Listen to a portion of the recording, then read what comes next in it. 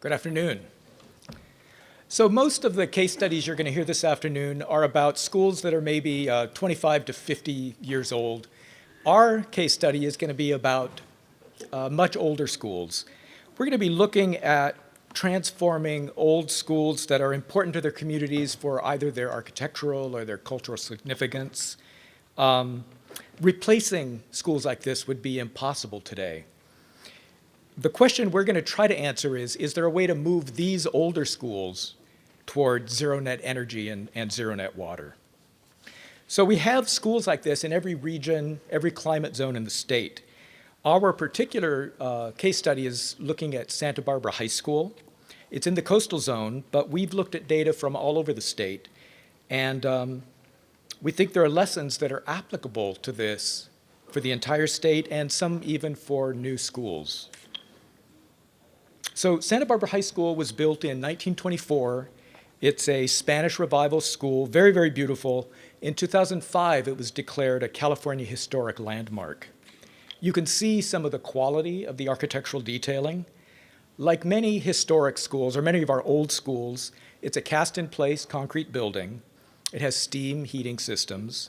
And these are still in service, usually after up to 90 plus years. Most of the schools have no cooling system, even in the inland areas. So we're going to try to see how we can take these existing elements and use them to move toward zero net energy, zero net water. As these schools are modernized, we have opportunities to begin to take steps toward net zero.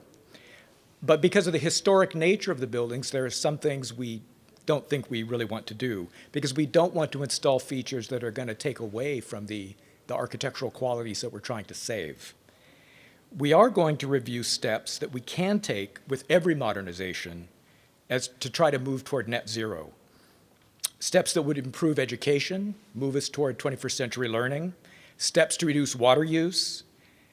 We don't need to get there all at once, but it is important that we begin to take steps and that we make the right steps. We don't want to build things now that we need to change later in order to get closer to zero. A lot of work needs to be done on these buildings. We'd like to tie every modernization to some element of energy and water savings. Every step we take to modernize needs to be very carefully thought through. We need to think about energy modernization as a long-term process, a process with a transition plan, much like the ADA transition plans that we have, so that each step builds toward net zero. Let's look at one example, a very common example, replacing school windows. These schools have old wooden windows. They're in physically poor condition. They're drafty. They're very high maintenance. They let a lot of heat in and let a lot of heat out. And they use clear glass, which has no shading factor. What we found is that the rooms are uncomfortably hot. And to control this, the users close the blinds. That helps a little bit to block the heat and glare. But then they turn on the electric lights. So we have these beautiful old schools with very large windows that were actually designed for daylighting. And we end up using electric light almost every day of the year. Lighting accounts for about 60% of the electric energy used in schools. And we can't ever get to net zero if we don't start using daylighting for our buildings. So when we do replace windows, it's really important to make the right steps. We can't just replace the windows to the minimum energy standards. If we do that, we'll solve two of the problems we've got. We'll have nice new windows, and we will start to reduce envelope heat loss. But we can't solve the biggest problem, which is the problem that contributes the most energy, which is direct solar gain. In order to do that, we need to actually invest in high-performance glazing.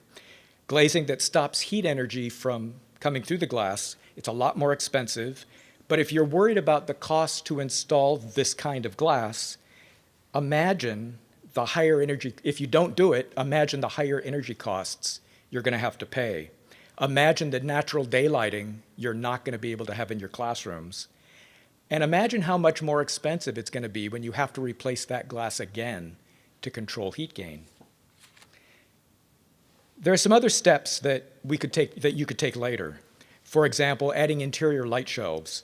They can reflect light deep into the classroom. This could result in about a 70% electric lighting reduction.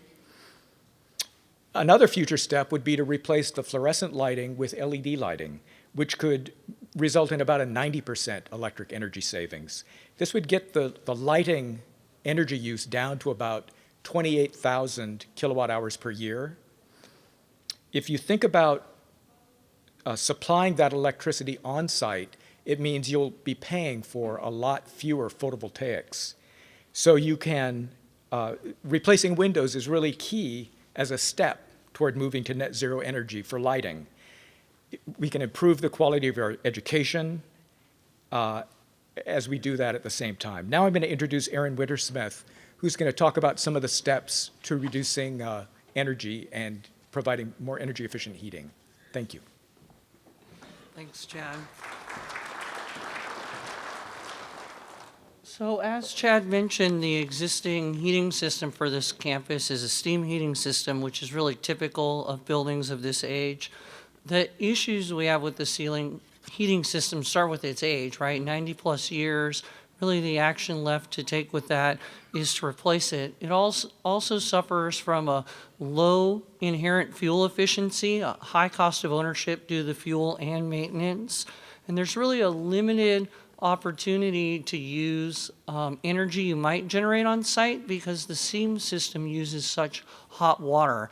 It's really presenting a barrier towards moving to net zero on the campus. I think the cooling system is pretty straightforward in that there is none, and the users expect there to be one. It's really a distraction to the classroom environment without it. So our solution needs to provide cooling for that space to meet the user's expectations. The first step for the heating system is really to replace the existing steam system with a hot water system. In this case, for the first step, we're proposing a condensing gas boiler. What this does is transition the system to a different source that is much more able to use energy that we might be able to generate on site. In this case, the lower temperature water is very useful and can be generated by solar hot water heating panels on the roof, right? So we cut our reliance on fossil fuels. And the proposal here using radiant heating in the classroom doesn't have any moving parts in the classroom, which really improves the classroom experience. Step 2 for this system would be to change the source here. You can see we moved to a hot water, a heat pump boiler. What this does is it removes the CO2 pollution on site by getting rid of that natural gas boiler and leverages those other systems, right? This system continues to use solar hot water, but it also uses the electricity generated by the on-site PV panels, raising their utilization factor and really improving the economics of that overall system. In this case, the source of that hot water is flexible per site. For Santa Barbara, we've proposed an air source heat pump boiler, but other sites might look at using a water source boiler or a ground source boiler. To get cooling in the classroom, we would use the same radiant panels that we've proposed for the heating system. Again, no moving parts in the classroom, improves the environment. And this system allows flexible sources like we saw in step 2 of the heating system. We show here a classic boiler system backed up by a cooling tower. So that is probably the most conservative layout of this for the inland climates. In Santa Barbara, we believe you could eliminate the chiller entirely and use only the cooling tower, which is a very low energy solution. You could also use new technology. We're starting to see air-cooled chillers that have a lot of variable speed capacity and very high efficiencies. You could use that source on site. So all of these work together to move you along the steps towards net zero while providing a flexible path. Amy's going to talk about water savings.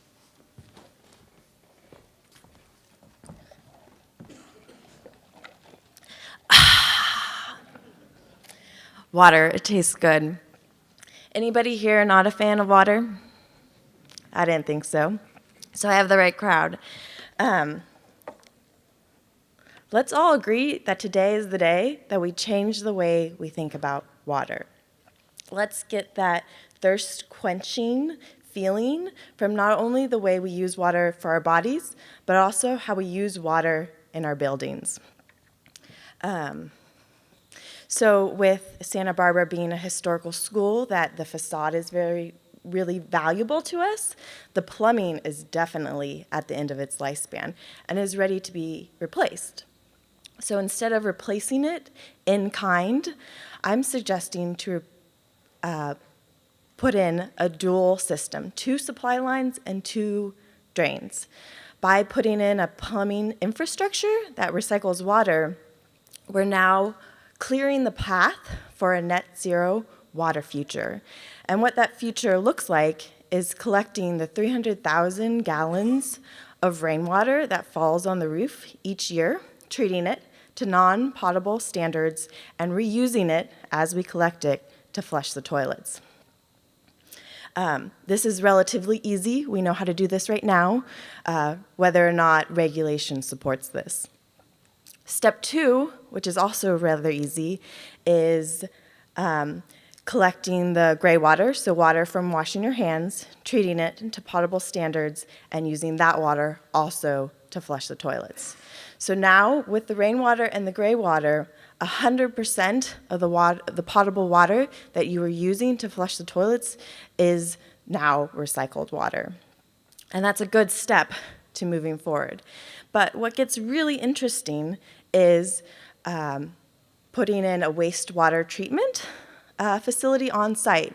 So now, as you use water to flush the toilets, you're treating it on site with a constructed wetlands and some tanks, some filters, and reusing that continuously to flush the toilets.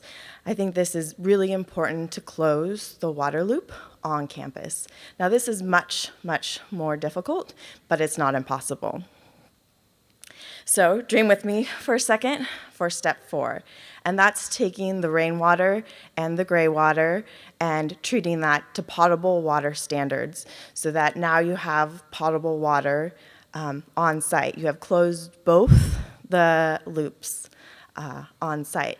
And that's what we're gonna do, but that still doesn't give us that thirst-quenching feeling yet. What comes out of these possibilities is we change our image of schools, right? We're no longer thinking of a historic school with a beautiful grassy lawn. We're thinking of a historic school with a constructed wetland in front of it that starts to be a working system of the building. You have water labs. If you're treating the water on site, you have a laboratory for which you can educate kids on how water is treated on site. You also start to bring up the discussion of externalized cost. By treating water on site, you're no longer externalizing the cost of that water treatment. You can also begin to discuss in schools the externalized cost of cheap fossil fuels, right? And that's a discussion we should have earlier and earlier, so when students today are in charge of making decisions for our community, they're better prepared to do that. And then lastly, when we have a system that provides potable water for our schools become the hub of the community. What if, in the event of an emergency, like an earthquake or a terror attack, the water that we're piping in from several miles away, we don't have access to that anymore. So if a school is able to provide that for the community, you're able to get through that emergency, repair those systems, and get back to working order. So I know today we have talked a lot about big steps, and those are not going to happen overnight. But I want us all to agree that today we will start making steps toward a better future, and that's with the modernizations that we are doing. We no longer block the path to a sustainable future, but we make decisions that will lead to a sustainable future. Thank you.